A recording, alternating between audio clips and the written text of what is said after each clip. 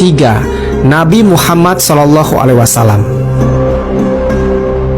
Kisah ini diabadikan dalam sebuah hadis yang dikisahkan dari Abu Ad-Darda dan diriwayatkan oleh Imam Bukhari dan Muslim. Jadi ketika Rasulullah SAW sedang bersiap-siap berdiri untuk sholat, tiba-tiba para sahabat yang ada di dekatnya mendengar Rasulullah SAW mengucapkan, "Aku berlindung kepada Allah darimu. Kukutuk engkau dengan kutukan Allah." Kalimat ini diucapkan sebanyak 3 kali sambil Rasulullah SAW membentangkan tangannya seolah-olah akan mengambil sesuatu. Hal ini membuat para sahabat keheranan karena sebelumnya Rasulullah SAW belum pernah melakukan hal ini.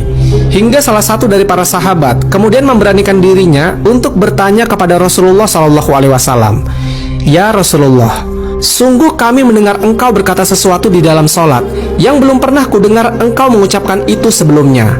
Dan kami juga melihat engkau menjulurkan tangan. Ada apa ya Rasulullah?" Rasulullah SAW kemudian menceritakan bahwa dirinya tadi sedang diganggu oleh jin ketika sedang sholat. Beliau menjawab, "Sesungguhnya iblis, musuh Allah, datang dengan membawa panah api untuk diletakkan di wajahku." Setelahnya, Rasulullah SAW mencekik dan memegangi jin tersebut. Namun setelahnya, beliau melepas jin itu dan bersabda, "Aku ingin mengikat jin itu di antara tiang-tiang masjid, hingga kalian semua dapat melihatnya menjelang pagi. Akan tetapi, aku teringat dengan perkataan saudaraku Sulaiman." Hadis riwayat Bukhari dan Muslim. Nah, maksud dari perkataan Nabi Sulaiman dari sabda Nabi SAW tersebut adalah perkataan yang ternukil di dalam surat Shad ayat ke-35. Dia berkata, "Wahai Tuhanku, ampunilah aku dan anugerahkanlah kepadaku kerajaan yang tidak dimiliki oleh siapapun sesudahku. Sesungguhnya engkaulah yang maha pemberi." Al-Quran surat Shad ayat ke-35. Menurut beberapa ulama, maksud dari peristiwa ini adalah hal itu semata-mata dilakukan Rasulullah SAW agar mukjizat Nabi Sulaiman alaihissalam yang mampu menundukkan bangsa jin dan setan tetap khusus bagi Nabi Sulaiman seorang.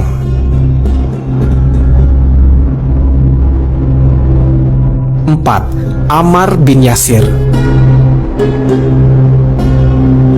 Ammar bin Yasir merupakan salah satu sahabat Rasulullah SAW yang wafat sebagai orang beriman.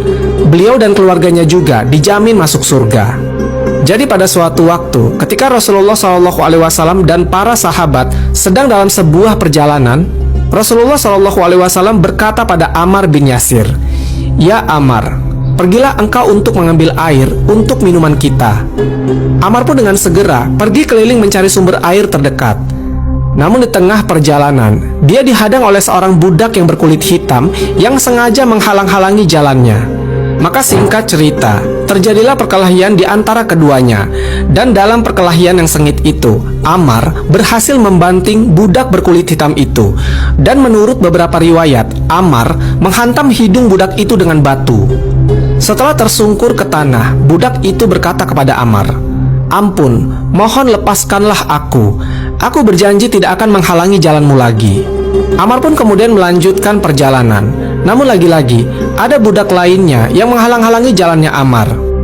Ammar pun terpaksa berkelahi lagi dan berhasil mengalahkan budak yang kedua ini. Dan kejadian itu terjadi berulang kali sampai 3 kali. Dan dalam setiap pertarungan, Ammar berhasil membantingnya. Setelah itu, barulah Ammar mengambil air untuk Rasulullah SAW dan para sahabat lainnya.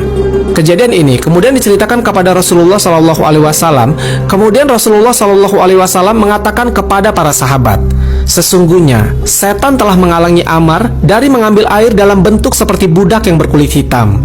Dan sesungguhnya Allah Subhanahu wa Ta'ala telah memenangkan Ammar dalam pertarungan antara mereka berdua."